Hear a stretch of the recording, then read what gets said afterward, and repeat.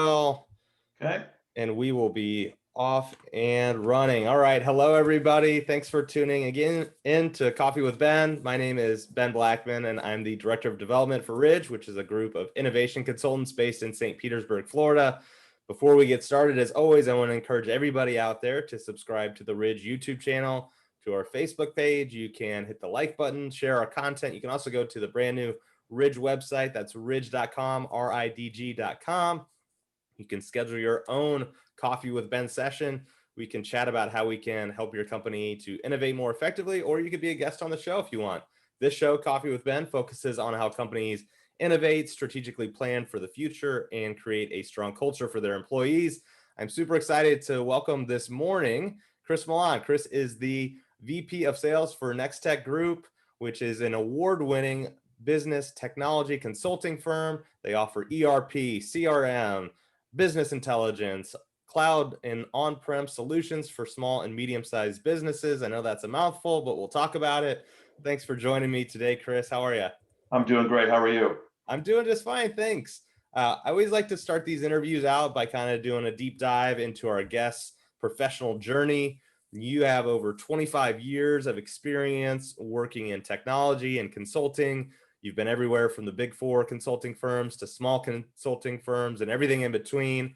I'm curious about your journey to NexTec. How did you end up at NexTec Group, and how do you Sure. reflect on the experiences you had along the way? Well, before we start, I'm going to drink a cup of coffee because no one's ever done coffee with Ben and actually drank coffee. That is absolutely right. This is I want to be episode a first. 40. It's Coffee with Ben. We never talk about coffee. We never drink coffee. So you are the first. So I That's hope the important. coffee is going down smooth this morning. And I am eagerly awaiting to hear about your 25 plus years of experience. How did you end up at NexTech? Sure. So it's a little bit of a crazy story, only because I'm an accountant by trade and was in public accounting. But when I was in college, I always thought, man, to be in consulting sounds cool. Didn't even know what it meant, and who knew it, back then. And you're just taking classes. But I'm like, I'd love to be a consultant someday. And was in public for a while, got out and went into the real world, and started really working with a big developer, and they needed a new accounting system, a new ERP solution. So I actually went and selected a property management construction package called Timberline. We implemented it. And then that was back in the early 90s when real estate just tanked. And I ended up over at another company, and we implemented Timberline job costing for that company as well. And my buddy came to show up and said, "Hey, I heard you're looking for a system." And I started meeting with him, and he was from Cooper's. So he was actually at the old CPA firm before. And I'm like, what are you doing? So we ended up talking, and then we implemented it again. I kind of implemented it on my own a lot with training all of my teams, to make sure they knew how to use it. And he's like, you should just come work for me. So that's how I got into consulting. I jumped into a small consulting firm that was growing in Columbus, Ohio, and we started on our way, and that grew very quickly. And then we did a big acquisition, and then we were part of a large roll up of a $250 million private equity deal, and ended up in this enterprise advisors group, and just became massive. We were all of a sudden overnight 1,000 employees, from our 100 employees, and things changed overnight. And I had an opportunity to come down in Tampa, Florida, to work with Lance Rabb, Ideal. And Lance like, I need someone to run a consulting business. Can you come and do this? You've implemented, you've sold, you know how to do marketing once you come down. So came down here, and all you got to do is fly into Tampa and know this is where you want to be. Like, all you see is golf courses, palm trees, and water. And it was kind of an easy decision. I think my wife was packing before we even had the interview. And so we came down, and we ran that, and was growing very quickly again. And then we decided that to sell the consulting practice off, and we talked to Tony DiBenedetto over at Tribridge, and we were sneaking around the offices there, trying to be quiet about it. And I ended up taking the consulting practice over to Tribridge, and we joined Tribridge at 20 million and about 100 employees. And we did 100 million, or I'm sorry, we're 20 million and 100, 20 million, 100 employees. And then in 4 years, we were 100 million and 600 people. Like, it was insane, fast growth, moving really quickly. And it was very exciting to be there at that time. So kind of a serial entrepreneur, right? So Mhm. was there for 10 years and just decided, to look for something different. And I've known the NexTec people for a long time. I know the owners very well, Russ, Alan, and Eric. And we've always talked. We've always been part of the ITA together. It's a VAR organization that gets together a couple times a year, and we actually do our own presentations. So you learn about how you're doing something differently than somebody else, and it's a really great avenue. And we were a founding member of that back in Ohio. And so Eric and I've always touched base, and I decided to look for another path. And he was like, "We're going to make this work. Like, there's no way we're not going to do this." So I ended up joining NexTec 5-6 years ago now, and it's been running the consulting. Was in the consulting practice of Sage X3 for a short while, and then January, after joining in October, he's like, "I need you to run sales." So I ended up being VP of sales and took over the sales group in 2016, and have been running the organization ever since. But just always been that serial entrepreneur. I love to be in that growth Mhm. mode, and just really enjoyed that part of the business. That's great. As I mentioned, NexTec Group is a consulting firm. You specialize in ERP software. For those that don't know, that's enterprise resource planning, CRM software, customer relationship management software, business intelligence, cloud and on-prem. What are the most common challenges that clients are facing when they decide to hire NexTec? And there's a lot of consulting firms, a lot of tech consulting firms. What differentiates NexTec from other tech firms that are out there? What do you guys do differently? Yeah, I think it's really it comes down to how much we care about our customers. We have a very high retention rate. We really spend the time to know your business in the sales process, and I think we talk to anybody, even if they don't pick us, we get a lot of. I know we're going to go with this other solution. IT wants this structure a little bit differently. Would you implement it for us? And we're like, no, Mhm. we only do Sage X3, the Microsoft Dynamics, GPSL, and then Acumatica. And they're like, well, we want you to implement SAP. And we're like, well, we don't do that. Yeah, but your methodology is so good. Your team is so strong. I love that you have a PMO office and can really project manage it. And we're like, then pick us, and we have that a lot. That happens, in deals, especially in the larger deals. And they're like, you just knew our business better. You understood our industry better. I think that's where we really shine, is we really spend the time, and we are very focused on the industries that we're in, between the, really our two main products right now, especially with the Microsoft stuff changing a lot, is really in the Acumatica and the Sage X3 world. So very focused on those industries, and each one has specific industries that they're in, but it's really comes down to our methodology. They know we'll get them to the goal line. We know we've really focused on the customer experience. It's so important. And I think that comes out as we move through the process with the prospect, to understand their business better and to make sure they understand what we can do for them. Mhm. In terms of challenges, is it mostly just that these companies need to be more efficient, that they're going through some kind of transformation, that they're looking at cost savings? What is it really that they're aiming to do when they're reaching out? Sure. So it's a lot of things. COVID changed the world again. So cloud became even more important than it already was. And we were very focused on those two packages being in the cloud offering, and being able to be in a web browser. So cloud really became very important. So Acumatica was very busy for us in 2020, which we were all a little surprised, because things were really starting to slow down on customer work a little bit, Hmm. right? Everyone was just trying to figure it all out. But we typically hear either they're outgrowing QuickBooks, they're outgrowing their current system. There's something in compliance that's happened that they need to be able to do better reporting.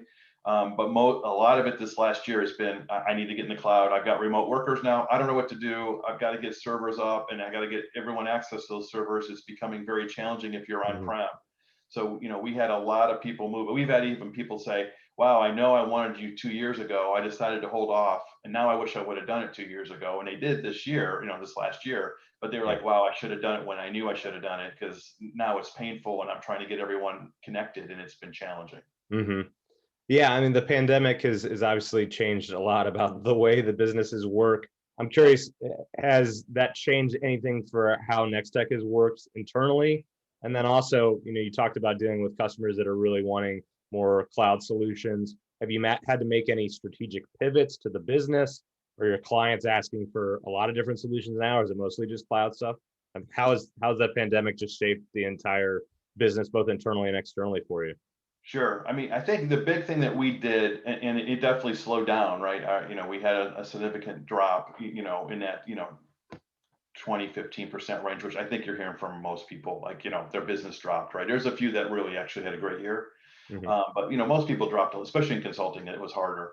But I would say, the big pivot for us was we didn't stop investing, right? We spent money and came up and we launched 2 new micro sites during the pandemic. Most people didn't do that. They were all hunkering down, trying to make it work, right? And we were like the opposite. We were like, no, let's get some stuff done.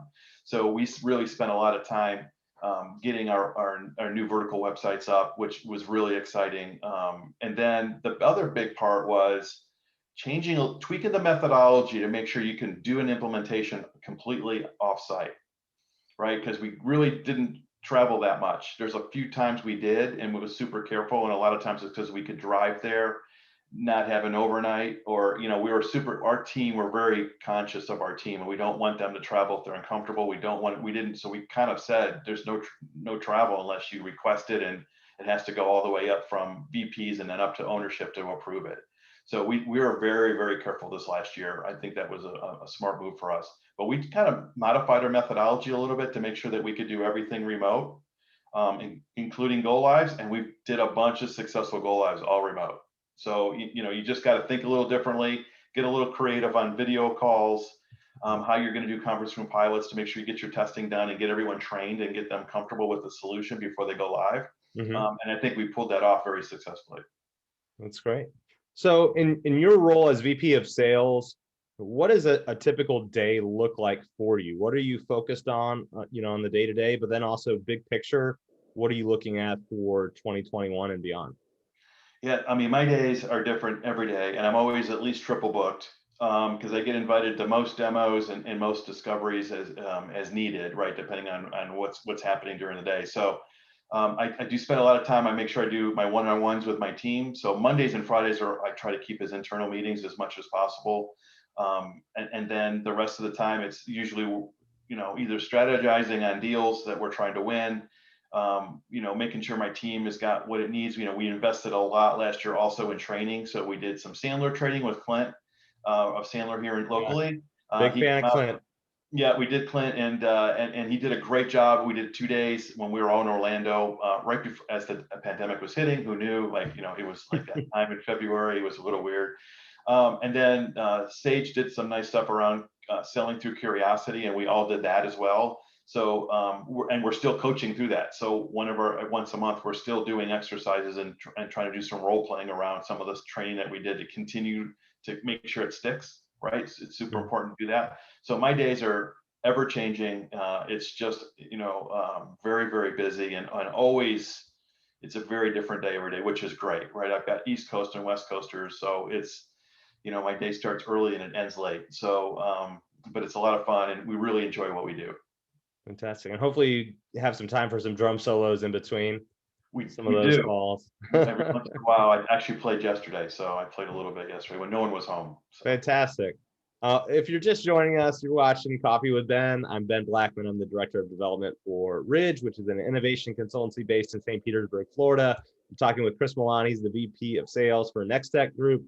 It's an award-winning business technology consulting firm. They specialize in ERP, CRM, business intelligence, cloud solutions, on-prem solutions for small and medium-sized businesses. If you like what you're hearing, you want more content around innovation, you can go to the Ridge YouTube channel, our Facebook page, our new website at ridge.com. That's www.ridg.com. Chris, as it relates to ERP, so enterprise resource planning software, this is the big thing that you're working on. NexTec is very focused on two specific industries, food business and the cannabis business. I'm curious, why do you believe that those two industries in particular align really well with your ERP software? Or was there something about those businesses that you wanted to kind of make them the vocal point of your outreach? What impact are you seeing as a result of working with those industries, and why food and cannabis? sure. So Sage X3 is one of our publishers. Sage is a big, $2 billion publicly held up in the UK. And X3 was really built for process manufacturing. So no brainer for anyone who's food and beverage, nutraceutical, pharmaceutical, chemical. It really handles process extremely well. So that becomes into heavy compliance with the FDA. You're talking about traceability all the way through from when raw materials come in to when a finished good and going out the door, because you've got to worry about recalls and all of those things to track it. So we've been big into food since the inception of X3 coming into the States. And so we have over 60 customers that are food, and we do some big ones. We do Impossible Foods. We do some really big name food companies around North America. And that's all about traceability and compliance. So in 2015, we ran into somebody coming in the ferry over in Seattle, corporate in Seattle, and they were a consultant to the cannabis industry, and we're talking about how they're on QuickBooks, and they were struggling with production planning and just tracking plants and trying to worry about state compliance. And we started thinking about it, like, that seems like that's really close to what we do in food and pharmaceuticals, which is very much, most cannabis companies think of themselves as a pharmaceutical company.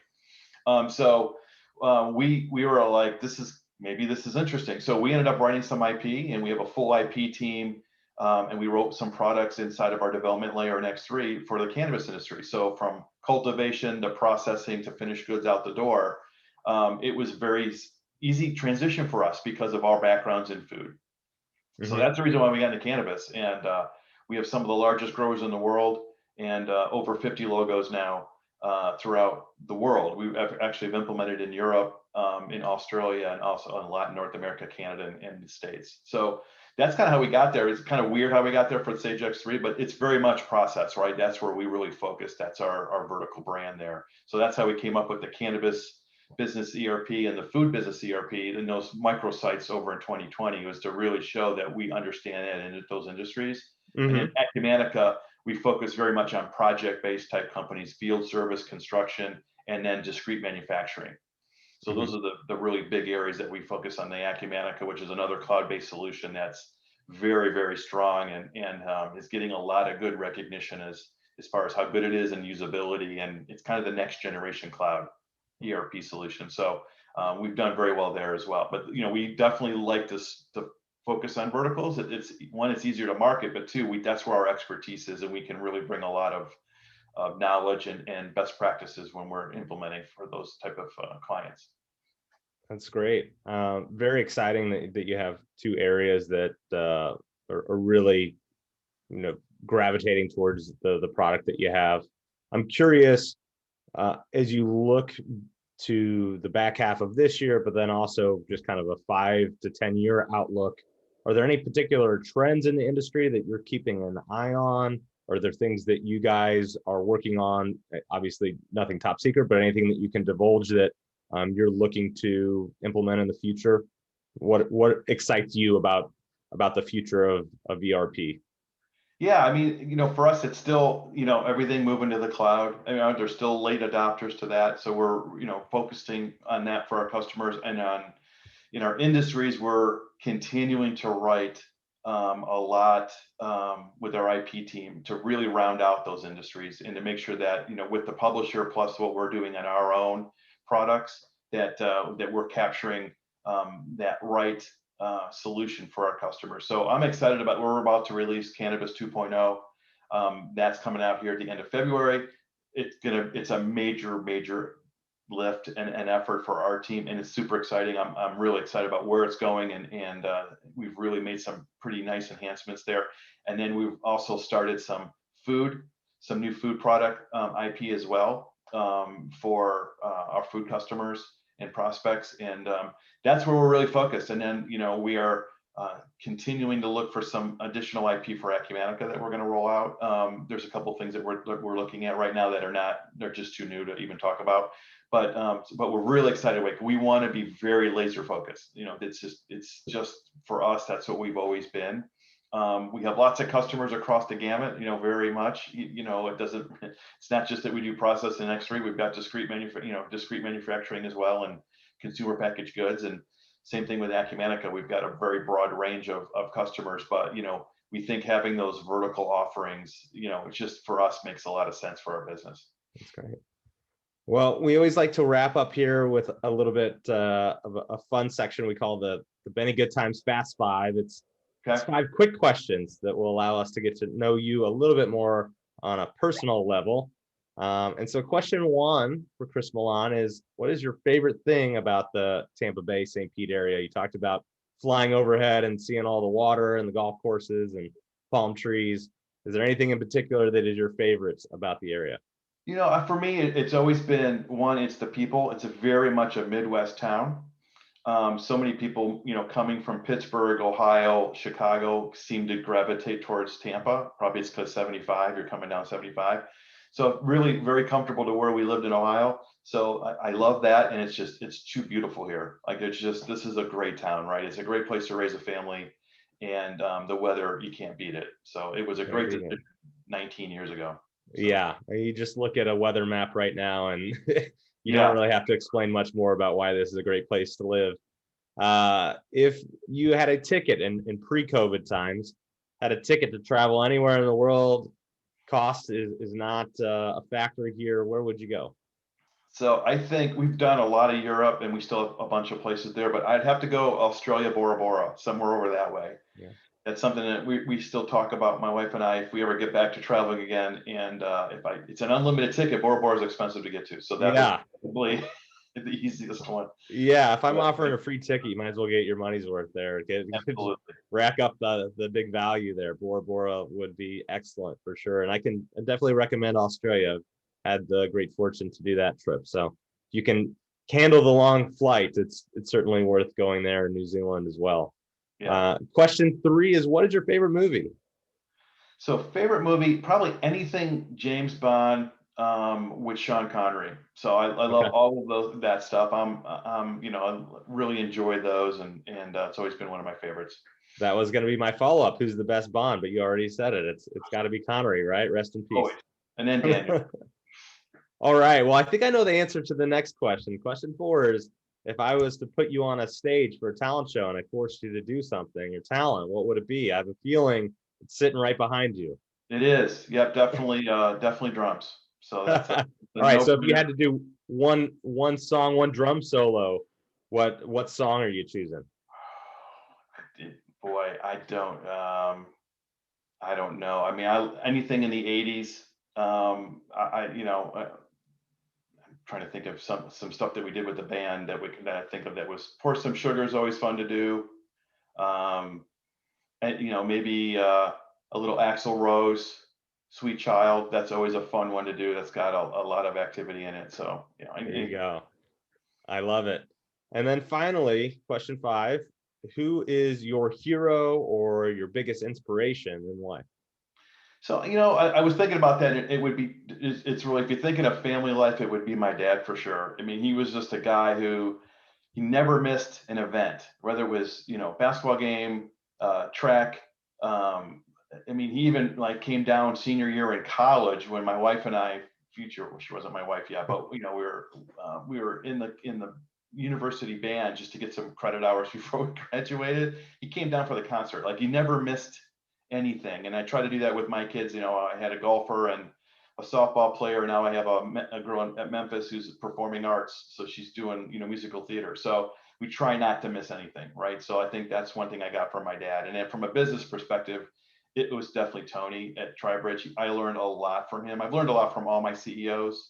But I think Tony, at that time, with the fast pace and what we were accomplishing so quickly, I learned tremendous amount. We're still close today. So I do some stuff with Think Big for Kids with him. I'm on the mentorship committee with that group, with the Yeah. Boys and Girls Clubs, and I just I learned a lot from Tony. I mean, that was a great 10-year run that we did a lot and learned a lot about how to manage a business and how to take risks, calculated risks without going too overboard and making them pay off. That's great. Now, before we hop off, I want to give you an opportunity for everyone who's viewing or listening to us right now. They want to find out more about NexTec Group and all the great things that you're doing. Where can they go to learn more? Yeah, I mean, nextecgroup.com is probably the easiest place to go because from there you can get to the microsites of cannabis ERP and food business ERP .coms. So that's really the best place to learn more about us and how we can help companies, continue to grow and solve some business issues to make sure you keep your business running and making the right decisions to grow your business as well. So that's probably the best place to go. That's great. Well, thank you so much for joining us this morning, Chris. Really appreciate it. Hope 2021 goes well for you and all of your peers. And once again, for everyone out there, if you're interested in learning more about Ridge, you can go to our website as well. Just recently rebranded. It's at ridge.com, ridg.com. And you can also go to our YouTube channel and Facebook page for more content just like this. Thank you all for tuning in. I hope to see you all next time. In the meantime, take care. Thanks for having me, Ben. See you, Chris. Bye.